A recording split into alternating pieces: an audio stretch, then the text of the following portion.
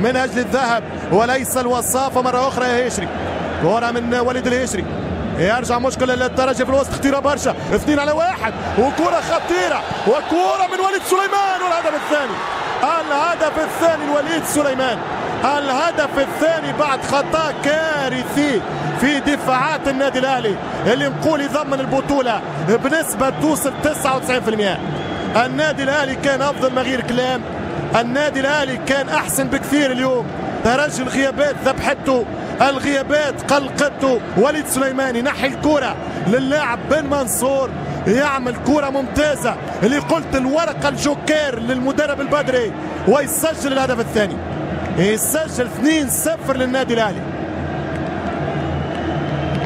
تحب تحكي الآن معنويا بدنيا فنيا نفسيا؟ الكاس يذهب للقاهرة مع هذا الأسرار للنادي الأهلي. هدفين ل0 للنادي الأهلي. هنا الكرة ينحال بالمنصور، هل كان هناك خطأ أم لا؟